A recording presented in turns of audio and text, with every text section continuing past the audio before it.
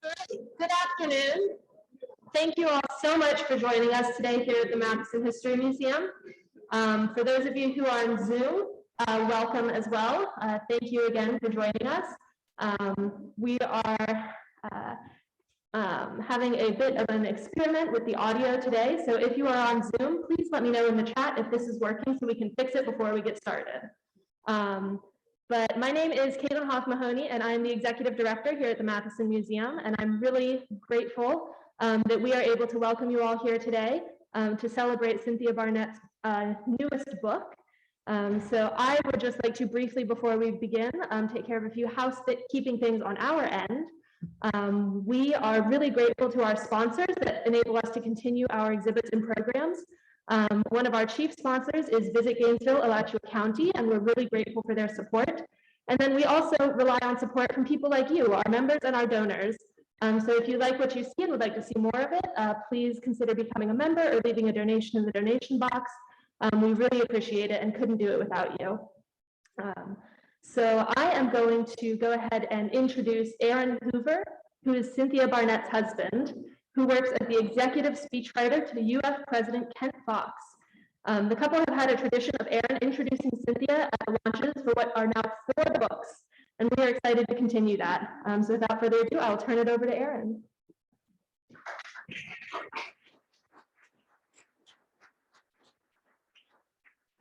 Thanks, Caitlin.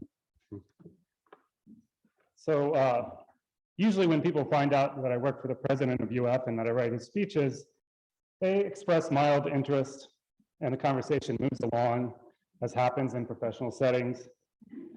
Then as we talk, it's as if a switch goes off, the person's eyes widen, they breathe in sharply. Oh, they say, "You're Cynthia Barnett's husband." Cynthia worked on The Sound of the Sea for 6 years. I think she'll tell you what gave her the idea of writing a book about seashells. I won't reveal too much in saying that it began with an overnight trip to Sanibel Island and grew into a project that sent her around the globe, saw her dive in remote tropical seas, meet with leading malacologists, chew over endless sentences and endless packs of watermelon gum, seek out obscure historic seashell books, spend days examining the dusty shell collections of national museums, interview sketchy curio dealers, start tapping on her keyboard before the morning paper was delivered and quit only after all the neighbors' lights went out, wage savage but always very polite wars with certain elements of the no good, very bad New York publishing world, befriend some frankly pretty loopy seashell collectors, find and crack open the most incredible tales of shell love, adventure, and odyssey, and obsession, and pour them into chapters, and cut those chapters, and write new chapters, and respond to fact checkers, and spend several days alone on an island reading aloud the final draft to herself to be sure of the rightness of every word. And you can add in the kids and the husband, and ladies and gentlemen, it still wouldn't even tell half the story of this book. Kirkus just named The Sound of the Sea one of the best books of 2021.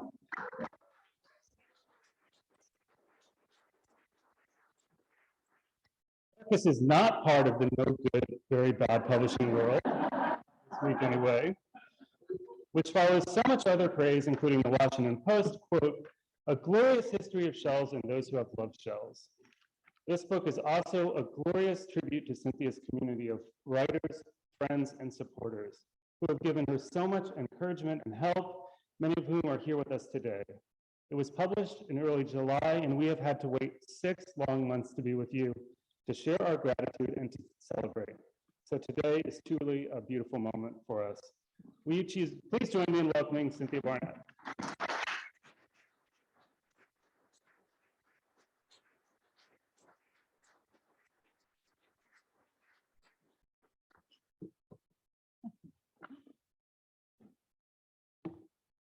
Aaron and I recently dug up our wedding vows from 22 years ago. He actually vowed, and I quote, to support her as a writer and in all she pursues, to work with her on behalf of the sea and the land.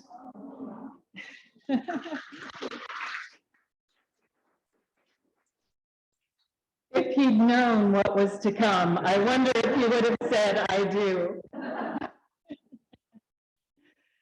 But he did, and I'm so grateful. I also hold deep gratitude for Gainesville as a place and as a community, and for so many in this audience, including my writing partner, Jack Davis, who is texting.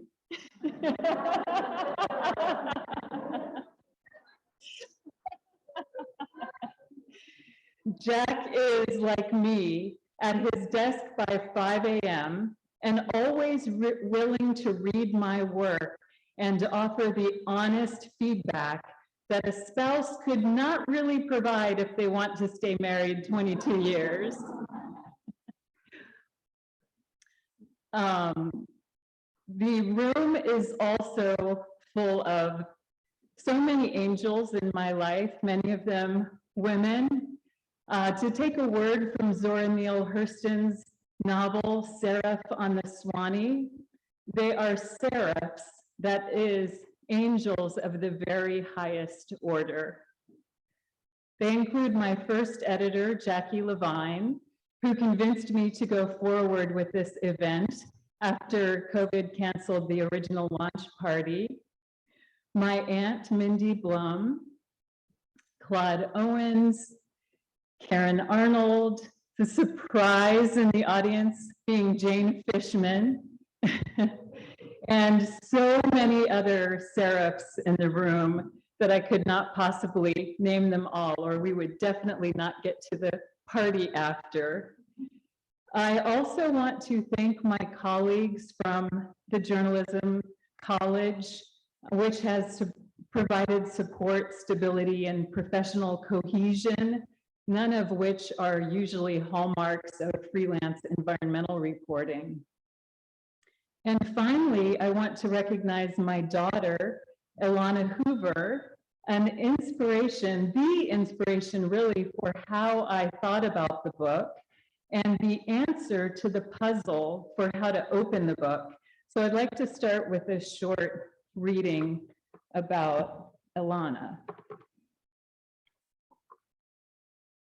When I read about the Neanderthal shell cache, I wondered whether the collector could have been a child.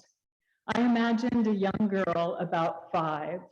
That was my daughter's age when, during a beach weekend on the east coast of Florida, she became obsessed with collecting only those shells with perfect holes in the top for stringing necklaces and driftwood moguls. Those were the bead years in our house. In precisely ordered tackle boxes, she amassed colored beads and clear beads, owl beads and Scotty dog beads, alphabet beads to spell out her friends' names, and I love you. Now, as we slowly walked a bank of shell and seaweed sculpted by the high tide, that same collector's gene was switched on at the Atlantic Ocean. Her fixated silence amplified the breaking waves beside us, the scold of gulls above, and the clink, clank, clatter of shells into her purple sand bucket. She skipped the shining olive shells, shark's eyes, and other coiled prizes pressed into the wet sand. Like our ancestor, Ilana chose rounded half shells, orange Atlantic cockles, purple striped calico scallops, and scads of pendant-sized surf clams with hard candy stripes and colors, all with a little round hole in the top. When she'd chosen all she wanted, she wrote her name in big letters in the sand, along with the name of our town a couple hours inland, as if signing a seashell invoice from King Neptune. 10 years later, those shells are still stashed here in our landlocked town in a heavy little bag pushed to the back of a cabinet in my study. They've been tucked there since I rescued them from a pile of household detritus my husband was about to toss for spring cleaning. The shell necklaces and moguls we strung on fishing line are long broken and thrown away, but I couldn't bring myself to toss seashells so carefully chosen by the hands of a kindergartner, especially now that she's a teenager, keeping us at arm's length.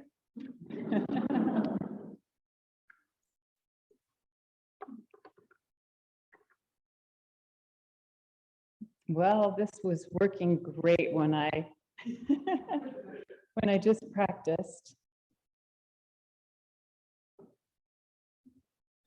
Let's see.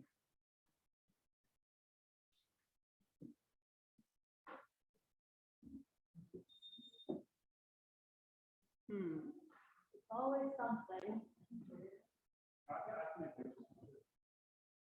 I think it'd be a little hard. Well, let's see if we can get it working because that'll make it flow a little better.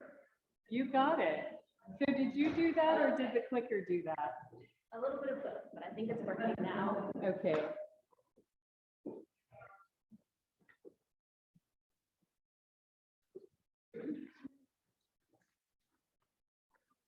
So that childhood connection to shells is now, Mary, you know what? There's room up front. Hub and Nikki, come this way. Hello, Mary. Hello, Charles. That's okay. We'll get everyone settled. And Hub, just before you came in, I thanked the College of Journalism. And so everyone, I'd like you to meet the brand new Dean of the College of Journalism, Hub Brown. He's in the back. And before my next door neighbor, Mary, came in, I thanked all the seraphs in my life, the greatest angels of angels, many of them women. So thanks for being here, and hopefully everyone feels settled now and we'll go on.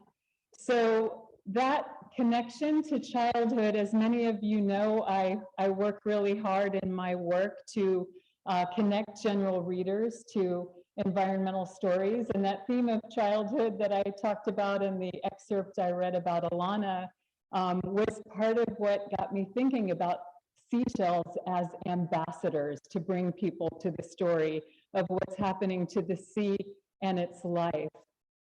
So when I was a kid, I was born in Fort Myers, and I loved, I'm sure my Aunt Mindy will remember, we loved going to the very cheesy shell factory, the biggest shell factory in the world. What I didn't know then was that before Fort Myers had a shell factory, what is now Fort Myers had a shell work factory. Is Bill Marquardt here? I can't see everyone. There he is, hello. So the really, so many beautiful stories I wanted to tell about my research, but one I wanted to be sure to tell with Professor Bill Marquardt here is that, you know, I grew up in Southwest Florida, knowing a little bit about the Calusa, but not knowing the extent to which, you know, they had built these amazing cities, what were described as cities of shell in Southwest Florida, and these places of great, you know, the great shell mounds that were across the region when the conquistadors arrived. So these are some images of what their shell platforms might have looked like. And it's been really great getting to know Professor Marquardt, who has done a lot of work in Southwest Florida on the Calusa people, and specifically on the lightning whelks, which are the shells on the right, and were used for all kinds of extraordinary shell tools. And so part, and this is a look at Cahokia, outside what is modern day St. Louis. Those of you who have started reading the book or have read it know about this really remarkable story of connection between the people of coastal Florida and the people of Cahokia. The #1 shell that is found in the mountains of Cahokia are lightning whelks from the Gulf of Mexico. So what I love about seashells as a journalist and as a writer is this metaphor of listening, right? And so that's about all kinds of listening. It's listening to science, listening to indigenous people, listening to women who have been unheard in scientific stories over centuries, and listening to nature itself. So we long held seashells to our ears to seek wisdom in their polished worlds, but what's really remarkable is how often they answer with clear truths in murky times. So extinct shelled creatures like the spiraling ammonoids gave fossilized proof of evolution. Seashells on mountaintops told a story of shifting continents and rising and falling seas, articulating an Earth history much older than the 6,000 years suggested by the Bible. These cockle shells with round holes in the top, stashed in a Neanderthal cave along the Iberian coast of Spain, were collected empty for reasons that were fundamentally aesthetic and not for food. So finds like this have helped modern archaeologists and anthropologists overturn 2 centuries of assumptions and poorly conceived science that Neanderthals were dim-witted brutes. So I love that aspect of seashells as fact checkers. I came to think of them as the world's great fact checkers. They overturn all kinds of stories. So this is these 2 hands I kind of imagined when I was working on that introductory chapter that I read you about Alana, and imagining her collecting seashells when she was a child, and the Neanderthal girl collecting seashells with those perfectly round holes in the top. And I think, you know, that there's something fundamentally aesthetic about seashells that really pleases the brain. It has to do with their beauty, their patterns and flourishes, textures and colors, but it also has to do with that memory.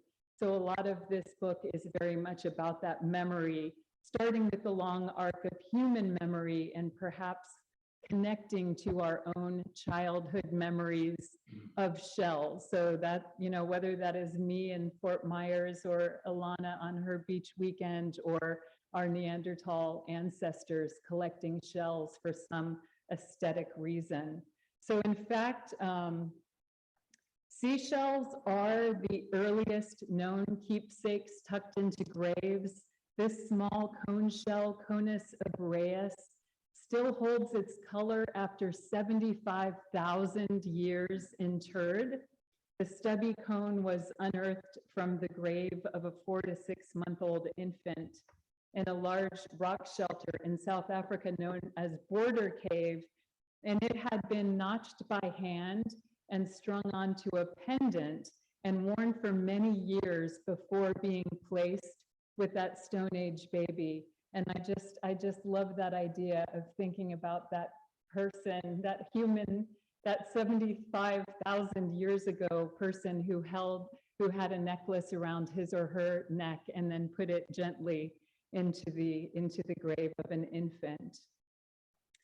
So seashells were jewelry before gems, and they were money before coins. In the summer of 2019, my teenage son and I traveled to the Maldives and then on to West Africa to follow the route of the first global money, which was not cryptocurrency, but money cowries. So cowries purchased an estimated 1/3 of the enslaved Africans forced to the Americas. And that story is what I feel is the book's most important meditation. And that is, we will not be able to fix environmental problems without also righting human injustices. So many of you know that when the colonists arrived on the eastern seaboard, Native people hand-carved North Atlantic channel whelk and quahog clams into small purple and white beads and wove them into wampum. So wampum was actually closer to discourse and language than to money, but Europeans interpreted wampum as money, and laws and customs collided as the colonists appropriated shell beads for what they often described as mercenary transactions. That definition stuck with the great Swedish naturalist Linnaeus as he worked through his two-name classifications for plant and animal life, and he named the American quahog used for purple wampum Venus mercenaria, later changed to Mercenaria mercenaria. So the scientific name, in other words, for these clams that scientists still use today was all about the mercenary transactions of colonists. So indeed, seashells often revealed human excess.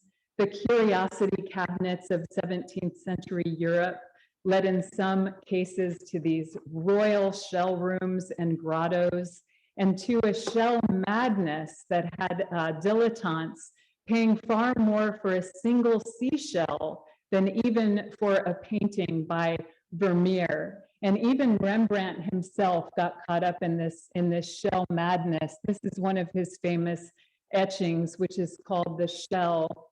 Rembrandt himself was buying and trading seashells and paying more for them than he was being paid for his own artwork. So this is how kind of crazy things got. And I want to tell you another favorite story from that kind of relates to shell madness. But here I put this together to kind of show you this beautiful life, the life of the animal and the afterlife of shells, which is I love to think about all of their lives. So this is a queen conch, which many of you recognize for the big pink shell that we used to find in the Keys, now found in the Bahamas. So at left is the animal that makes the shell, and you can see its little eyes poking out. That's the marine mollusk that makes the shell. And when you see it under the sea, it's just covered with this beautiful fuzz of green algae. It's only after it gets polished and cleaned up by someone that you would see the pink queen conch. And then as part of the madness, the shell madness from Europe, after there was the shell madness in the 17th and 18th century among royalty and dilettantes, then it kind of spread to the middle class at the rise of the industrial era. And in Victorian times, Queen Victoria herself loved the pink of the queen conch, and an enormous number of queen conchs were imported from the Bahamas to England, and she had her own cameo maker who would cut cameos for her into this amazing jewelry. And so the sad thing is, sometimes when we think of the over-harvesting of conchs, which have now disappeared from the Florida Keys, people think that is a 20th century phenomenon, but actually the pressure on queen conchs began much earlier than that. And the very reason queen conchs are called queen conchs is because Queen Victoria loved them so much. So anyway, the conch republic of the Florida Keys has no remaining queen conch population, but less known is that story that the pressure dates all the way to Queen Victoria's reign.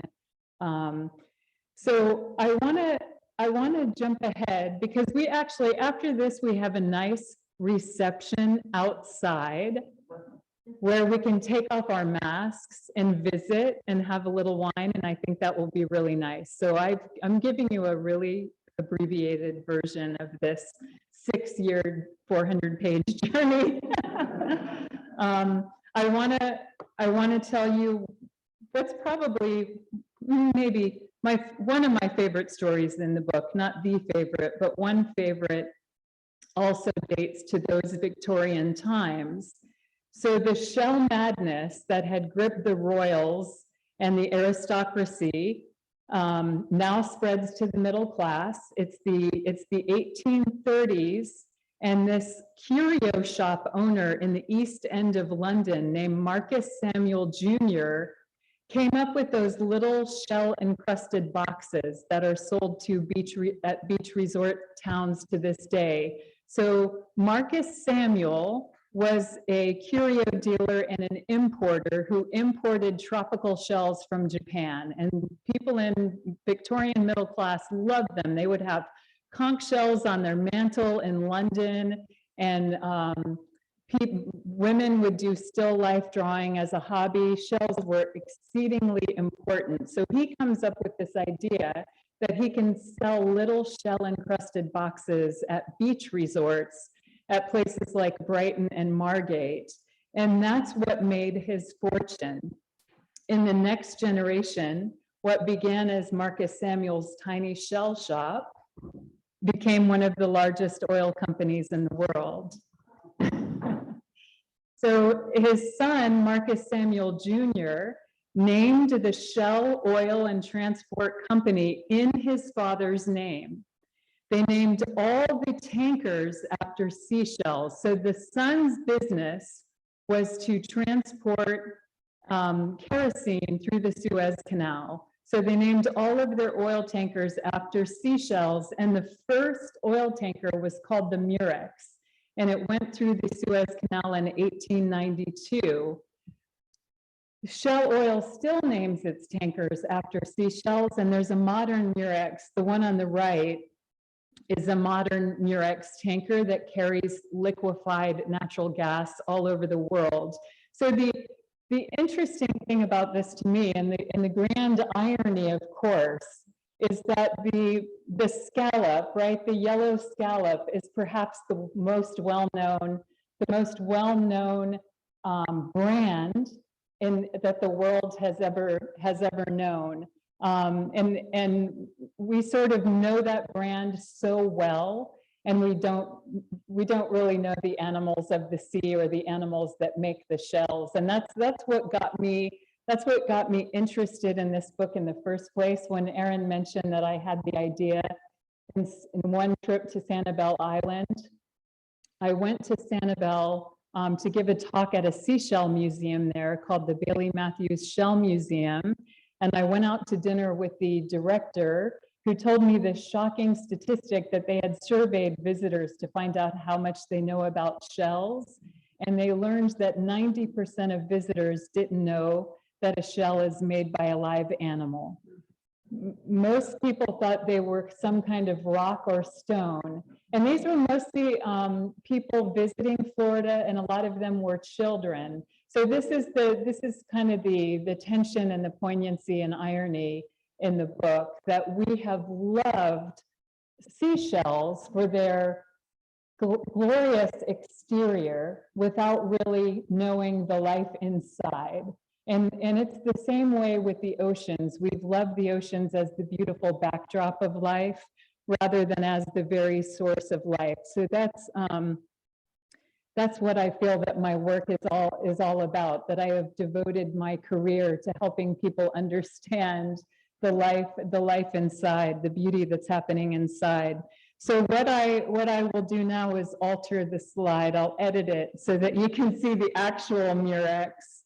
And I don't know how well people in the back can see this photograph, but this is a mother Murex sitting on her eggs. They're extraordinary animals who lay millions of eggs a year over the course of the breeding season. And I'll tell you a little bit more about that Murex in a little while. Anyway, Caitlin, if you could, I think you're going to have to push the button. So yeah, so even in my childhood, I don't want you to think that I grew up knowing exactly about marine mollusks and what was inside a shell. When I was a kid, in fact, all the kids' seashell books were more about how to kill the animals inside. Even children's seashell books had descriptions for boiling or freezing or digging out their soft bodies with an ice pick. And also, when I was a kid, beach motels had boiling pots for killing the animals and cleaning their shells. So one joke had it that the best place to find seashells in Florida was at the Georgia border, because that's when tourist car trunks would start to stink and families had to dump their shells on the side of the road. But these are animals that swim and crawl and burrow down in the sand and flip somersaults and look at you with curious eyes. They're also extraordinary architects that build their shells with minerals from the surrounding sea, primarily calcium carbonate, putting down layers of shell as they grow. So their reliance on those minerals makes them sentinels for what's happening to the oceans. The oceans have absorbed nearly a third of the carbon dioxide that humans have sent into the atmosphere since the beginning of the Industrial Revolution, making them a third more acidic since that time.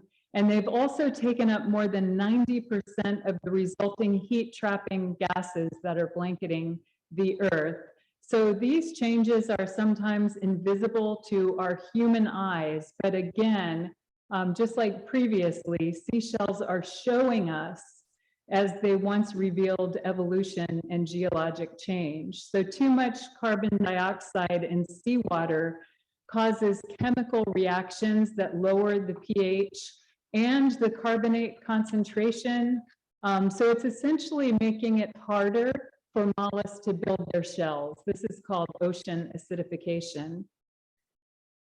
It is also dissolving or pocking some shells. So the phenomenon was first seen in sea butterflies or pteropods more than 10 years ago, but it's now revealing itself in many other kinds of mollusks, including farm-raised shellfish that are important for aquaculture. The other really big issue is that some parts of the ocean are becoming too warm for marine mollusks. So at left is a giant clam dying on the Great Barrier Reef, and at right is a scene from this summer's, you remember the big heat dome in the Pacific Northwest that killed a couple hundred people. It also killed many millions of mollusks. Scallops that of course have been so important throughout human history as food, as the sloop of Aphrodite, to the story of St. James in the Bible. Scallops are particularly sensitive to heat. And several years in a row now, when the baymen go out, we have recreational scalloping in Florida, but in the Northeast, it's still commercial scalloping. And a couple of years in a row now, as the baymen have gone out to collect the scallops, they find them all dead. And scientists believe that this is a result of the warming. So I also want to add a quick story that has happened since I finished the book. Scientists have found that the common Murex, the same animal I showed you the mother on her eggs, the same animal for which Shell Oil's first tanker was named, can no longer survive in parts of the Mediterranean where the tankers then and now entered the Suez Canal. The waters have become too warm thanks to the fossil fuels transported by those tankers. So it is no exaggeration to say that the last Murex in that part of the ocean could be an oil tanker. So I work really hard to balance wonder with warning, as those of you who know me and my students who are here know. And the last third of the book is all devoted to this incredible human ingenuity and science that is happening all over the world to try to solve some of these problems. And as a transition to that, I'm going to show you a wonderful photograph by a friend of mine. This is John Moran's amazing photo of a bay scallop from our part of the world. And I want to tell you, so scallops have also disappeared from all over Florida, from Pine Island Sound, from Tampa Bay, from Sarasota Bay. Scallops are in trouble all over the world. There are some really healthy scallop populations where we live in the Big Bend of Florida, and John Moran has shot this incredibly beautiful one. And the really hopeful thing about that, part of why they're healthy, part of it has been a lot of work on behalf of scientists who are working to restore the populations, but part of it is the lack of development and the preserved land along the Big Bend. So that has been really important to the health of the seagrass. So we know that many audiences shut down when they are confronted with too much gloom. And in my work, I'm not trying to sway audiences so much as I'm trying to impart truth. So the truths I turn to in the final chapters are stories about some of the amazing scientists and, like I said, ingenuity underway to save the ocean. So I'm not going to belabor this, but I just want to show you a few of the trips and scientists. I traveled to Palau with the Yale biophysicist Alison Sweeney, who is working on biofuel technologies inspired by giant clams.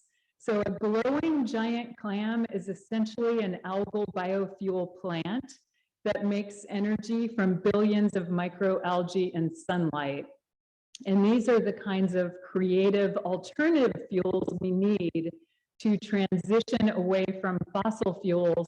And it's just like that transition society made when Marcus Samuel Sons sent the first Murex tanker through the Suez Canal. That was the time we were transitioning from whale oil to fossil fuels in the first place. And it's just the kind of transition that we need to make now. And sometimes people describe this change that's needed as some sort of a sacrifice. And I think the way I look at it is that this is actually a better way of living. This future that we will inherit is a better way of living. It is a cleaner world. It is a world with better transportation, and so much of it is better and more, just better quality of life than the way we're living now. So another trip that I took this trip relatively recently. I'm working on a story about Queen Conch restoration. This is a scientist named Megan Davis, who has a dream to put a Queen Conch aquaculture facility on every island in the Caribbean. And I wish I had time to tell you this story, but the Queen Conchs too lay these extraordinary eggs. And the beautiful thing about this story is that the fishermen themselves, the fishermen who harvest Queen Conchs, are the ones who are harvesting the eggs. So they will pick up a queen, and if they see that she's laid eggs, they'll take about half the eggs and put her back and bring the eggs back, and they can grow them up to adult conchs. Lastly, I'll tell you about a scientist named Mandy Holford. She's a research biochemist who is working on human health cures from the venom of cone snails. And the other great thing she's working on is this concept. She's pioneering a field called science diplomacy, which is an effort to elevate the role of science in decisions on global challenges such as climate change. So she is doing all these great things. In addition to her science, she is doing all these great things to bring more girls into science, to help scientists run for office, to help them be at the table in some of these national and global negotiations over climate change. So in the end, I hope readers come away with a sense of our oceans as the source of life and solutions to sustain it, and not just the pretty outside. So thank you, and I'm happy to answer any questions.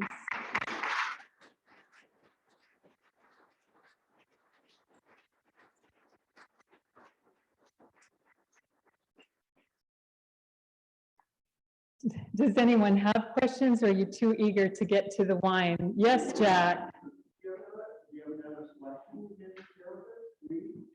Another select, you know what's ironic? I had my book with all my million Post-it notes with me, and I left it somewhere in this museum, so I quickly borrowed Jim Ross's. So I'm not, I know, you know what I love? I love the last paragraph. So I'll read you the last paragraph, and I will tell you a story behind this. Should I tell you before I read it or after? I think I should tell you before. For 6 years, I knew that I wanted the last word of the book to be truth.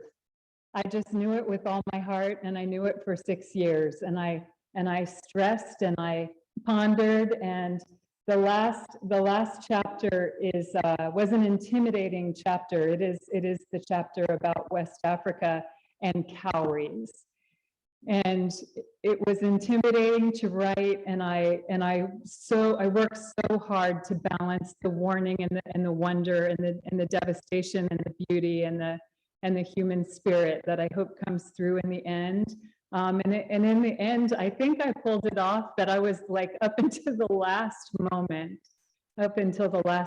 trying to get this right. But I will read it. It's actually the last 3 paragraphs. Seashells have often been messages to scientists, to diviners, to worshipers called together by the voice of a shell.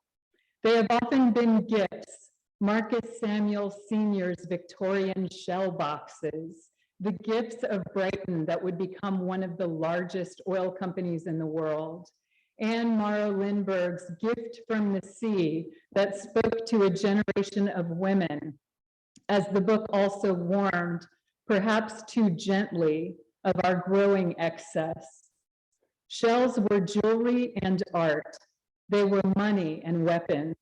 Their makers, the mollusks, symbolize all of nature in being exploited and brought back to the brink of what is bearable, the dissolution of their exquisite homes in the acidifying sea.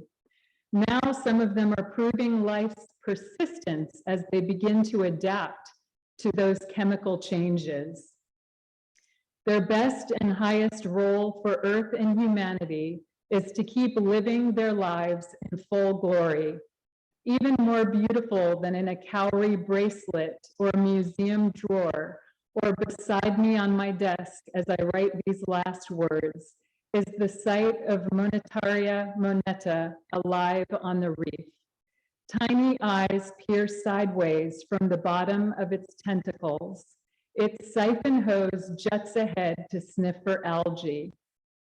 Its living cloak spreads over its mounded shell, taking carbon from the sea and turning it into beauty. That life is the seashell's one and only truth. Yeah.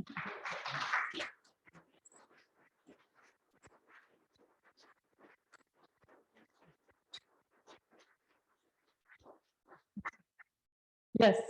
Cynthia, what are the challenges of the reintroduction of the queen conch to the Florida Keys if it was just over? Yeah, so that's a good question. He's asking what is the challenge of the reintroduction of queen conch to the Florida Keys. So what happened is the scientists told the fishers, if you just stop harvesting these queens for a while, they'll come back. So for 40 years, the state of Florida has banned the harvest of queen conchs in the Florida Keys, and they have not come back. And so the issue is that no one thing got us in the situation we're in. It was many different things. So it's not just the harvesting, it's not just the pollution, it's not just the fertilizer running off lawns, it's not just the warming, but all of those things together have been have really imperiled the queen conchs and made it difficult for them to come back. Even the hurricanes becoming more severe, they tumble around in the sea and get buried by sand. So in all of this, the idea is that there's not one easy solution or simple solution. This is really a matter of us coming together and living differently. Like I said, living in that better way that is going to bring better quality of life and is more sustainable. But it will take, so the challenge of bringing them back to the Keys is the same challenge they will have with that lovely idea of having an conch aquaculture farm on every Caribbean island. It won't help to just bring back the eggs and the queens if we don't also lower carbon emissions. Yes, yes, I am here to tell you there is hope for that. Definitely. There's hope for all of that. Karen. Bulldogs are really hard. Yeah. In your research, did you come across any information about the technique for carving them? Oh, the technique for carving quahog clams that the Native Americans used. I wonder if Bill Marquardt could answer that question better than I. Do you know what they used to hone the wampum? I think I've read porcupine quills were one of the ways that they honed the little holes. Depends on the area. That's certainly something that's done in that area. South Florida, there's shells sometimes wrapped and worked on sandstone. The puncture is not sometimes like shell hammer. Mm-hmm. So it's really depends on the shell. Okay. It's kind of a complicated question. Yeah. You two should talk because I know you love shell fossils and Bill knows an awful lot about Native American shell tools and uses. Who else has a question? So I think Caitlin is going to come up and give us our instructions for getting over to the Matheson House. Our little reception and book signing is going to be at the Matheson House yard so that we can all be outside. But there's also a lovely, the house itself is decorated for Christmas, and I think you're going to be allowed to go inside and see it, which will be really neat. But we also need to have a little patience because we have to get books and food and tables over to the Matheson House as fast as we can. So thank you again, everyone, for being here and for your support. I appreciate each one of you. Thanks.